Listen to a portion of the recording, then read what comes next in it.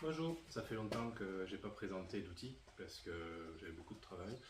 La météo revenant à la pluie, j'ai plus de temps de passer à l'atelier et donc du coup aujourd'hui je vais vous présenter un outil que j'ai acheté comme l'ensemble des produits présentés sur cette chaîne. Aujourd'hui je vais vous parler d'une scie typée charpente de la marque Metabo, la caisse 85. Donc cette scie Metabo, bien sûr je l'ai achetée. C'est la version FS, donc FS ça veut dire rail comme chez Festool. C'est une machine qui fait 2000 watts. D'autres marques proposent des scies de 85 mm de capacité en 1009 ou en 2200. Ça dépend après les moteurs utilisés, mais après les épaisseurs de lame notamment. Si la lame est plus fine, souvent il baisse en puissance. Donc là c'est une scie qui fait 85 mm de profondeur sans son rail. Elle est livrée avec un guide parallèle. Donc si vous avez des poutres à déligner ou des bandes répétitives à faire, vous venez fixer ça sur le côté d'un côté ou de l'autre, ça comme toutes les scies. Pourquoi j'ai choisi cette scie par rapport à une autre marque? Metabo, j'en avais pas encore, et au niveau prix, effectivement, ils sont bien placés. Peut-être au détriment de la qualité, parce que je suis habitué à d'autres marques comme Festool ou Bosch Pro, et effectivement, ils sont plus chers, mais ça se comprend aussi quand on reçoit le produit. La lame d'origine, si vous faites des coupes transversales, ça ira. Si vous faites des coupes en délignage, vous pouvez en acheter une autre. Elle n'est pas suffisamment rigide et elle n'est pas suffisamment affûtée pour faire des coupes propres, régulières et assez rapides. J'ai changé de suite par une lame Freewood ou une lame Bosch que j'ai acheté bien sûr aussi, et les capacités de coupe sont nettement améliorées, ainsi que la rapidité de coupe.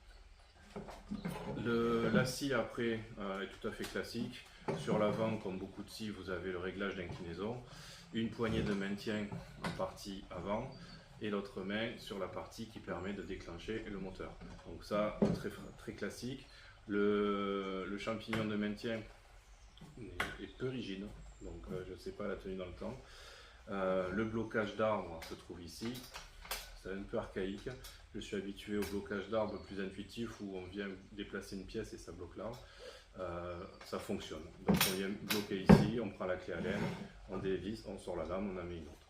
Le capot se relève par un accessoire qui est une poignée mise sur le côté. D'autres marques, je trouve plus sécurisées, ont ici avec le pouce le lever de capot. Vous venez appuyer ici, le capot se lève. Vous n'avez pas besoin de tenir le capot, de mettre la scie sur le rail et ensuite revenir en position de commande. Ou d'avoir une position comme ceci où vous risquez de mettre les doigts dans la partie de la lame. Donc préférez les scies avec un dispositif sécuritaire où on vient pousser ici pour lever le capot. Après c'est à vous de voir.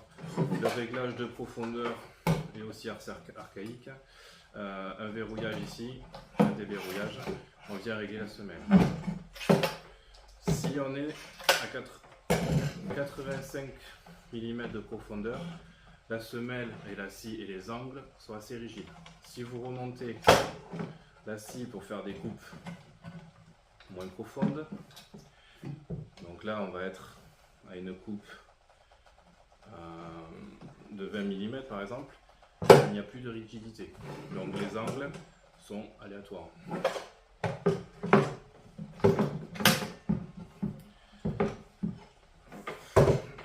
Ensuite, au niveau du moteur, je vais vous montrer, il y a un frein mais très léger, la lame continue à tourner assez longtemps.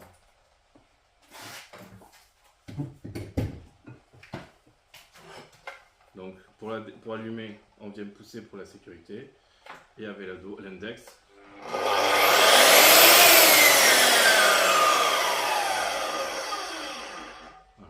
Le démarrage est progressif, il y a un frein, effectivement la lame est ralentie, mais le frein est loin d'être puissant et ne stoppe pas la lame rapidement. D'autres marques ont des stops freins, enfin des stops de lame qui se font à 1 à 2 secondes. Ce n'est pas du tout le cas. Je la trouve bruyante, bon ça après avec les EPI c'est moins gênant. Et on va passer à un autre chapitre. Donc là j'ai fait le tour de la machine.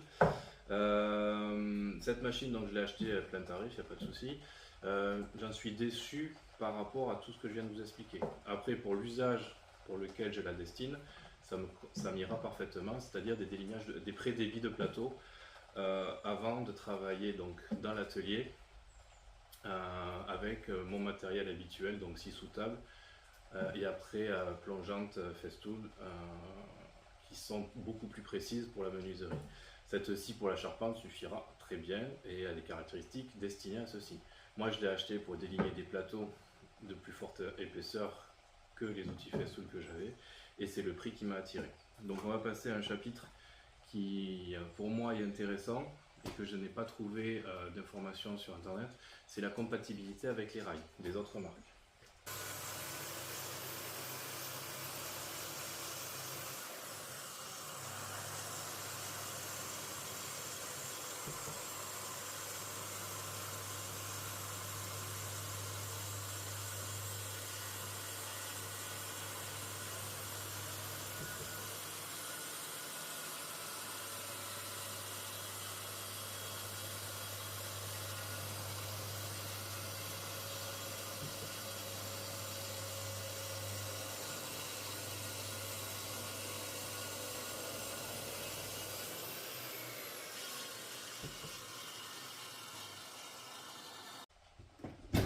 Sur le site Metabo et dans les descriptifs, il y a écrit qu'elle est compatible donc avec les rails Makita, avec les rails Festool, les rails Bosch, le rail Mafel, donc c'est quand même un gros panel de produits qui se trouve sur le marché. Et donc du coup, je vais vous montrer les réelles compatibilités. Donc pour ceci, il faut savoir que les rails Bosch n'ont pas de bande anti-friction et les rails Mafel sont identiques. Donc j'ai débranché pour avoir plus de sécurité et pour la manipulation des rails. Donc je positionne mon rail, je lève le capot, je viens m'insérer. Donc ici il y a un dessin pour le Bosch Mafel, pour le Makita Festool Metabo, et ici pour le rail de mise en longueur Metabo. Donc je viens me positionner sur le Bosch, je l'insère, rail Bosch, ça coulisse, il n'y a pas de souci. Ce que l'on peut dire, c'est que le rail Bosch, de sa conception, il est pourvu de bandes de glissement en téflon par exemple, ce qui fait qu'il y a une friction assez importante entre la semelle et le rail. Je vous conseille de mettre du glisse-bois, du Silverglide ou autre. Pareil, c'est des produits que j'achète et que j'utilise couramment comme beaucoup d'artisans. Donc la scie est guidée sans problème. Le pare-éclat, mon rail a déjà été utilisé avec une scie Bosch ou Festool. Les Bosch et les Festool se posent parfaitement sur le pare-éclat. La Metabo est désaxée par rapport au pare-éclat. Donc soit par contre sur le rail Festool ou Makita, on peut recoller la bande de pare-éclat en décalé parce qu'elle est quand même suffisamment éloignée. Je ferai un petit zoom. Donc là on est passé sur le rail Bosch. Donc la lame passe à proximité du pare-éclat. Mais par contre sur celui-ci, il me semble que ce ne sera pas possible d'utiliser le pare-éclat même neuf, parce que le pare-éclat ne se colle pas, il est mis dans une gorge et il y a une longueur faible. Contrairement au Festool où on peut les décaler comme on veut et ils sont larges. Donc pareil, on voit que la lame et la dent passent loin du rail loin du pare-éclat. C'est éloigné du rail, donc le pare-éclat ne servira jamais par rapport à celle-ci, même si le pare-éclat est neuf. Donc ça coulisse, il n'y a pas de souci. Il n'y a pas de réglage de friction, donc là la semelle bouge vis-à-vis du rail. On ne peut pas régler comme d'autres marques le proposent. Donc sur le rail Bosch, ça fonctionne pour des coupes droites non précises. Le rail Festool, donc là c'est un 1000, il y a 800 ou 1000. 1004, 2008 et 3000 et 5000. Bon, moi c'est celui-là pour plus de pratique. Les rails Festool ont des antidérapants dessous, ont un pare-éclat large que l'on peut recoller et décaler pour s'adapter à la scie. Donc celui-là, le pare-éclat pourra être utilisé. Après, sur des scies charpentes avec des lames et des dentures aussi grosses, on ne cherche pas souvent la précision. Après, si on veut, on peut le faire. Et là, on va utiliser donc le rail de guidage Festool. Donc c'est celui qui correspond ici, sous la semelle. Voilà, pareil. Je me positionne dessus. La glisse est parfaite. Sur celui-ci, grâce au banc d'antéflon, ça coulisse parfaitement, il n'y a pratiquement pas de friction. La lame est décalée du pare-éclat parce que là j'ai utilisé une lame, une scie festool qui est proche de l'aluminium. Mais là par contre sur ce type de rail c'est pas gênant, on peut mettre un pare-éclat neuf et le pare-éclat pourra être utilisé par la lame. Puisque les pare-éclats Festool ou Makita sont suffisamment larges contrairement aux Bosch qui sont assez réduits. Donc zoom sur le rail du Festool avec le pare-éclat. Donc là on peut voir que la dent est proche du pare-éclat et que ça va être possible d'utiliser un pare-éclat avec un pare-éclat neuf, il n'y a pas de souci. Donc la lame voilà, passe à proximité. Donc là ça coulisse. Problématique, pareil, il n'y a pas de réglage de friction entre la semelle et le rail pour limiter le jeu. Le jeu est moindre sur le rail Festool.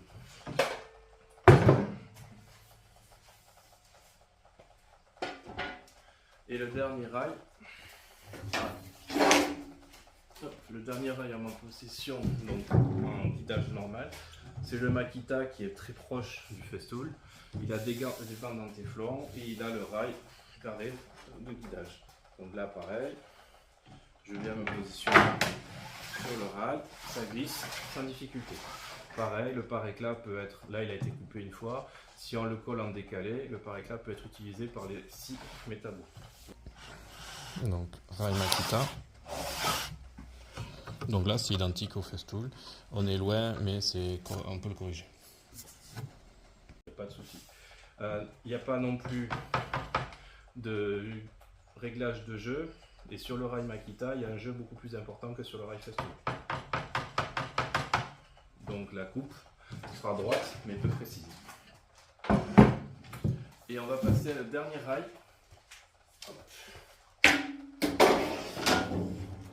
Donc la Metabo parle de compatibilité entre les marques sur son site, mais ne précise pas le type de rail où j'ai pas su trouver.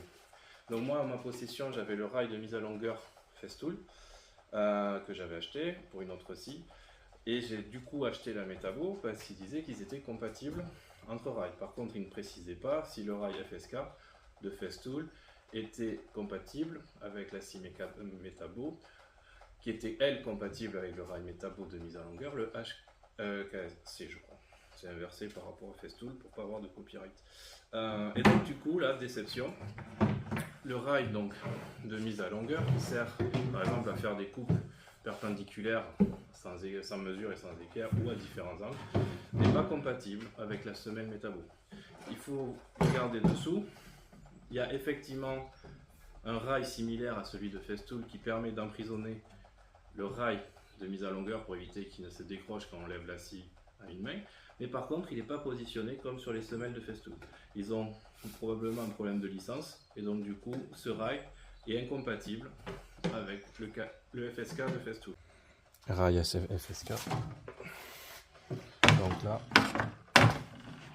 on peut mettre la gorge normale et la gorge de maintien n'est pas compatible.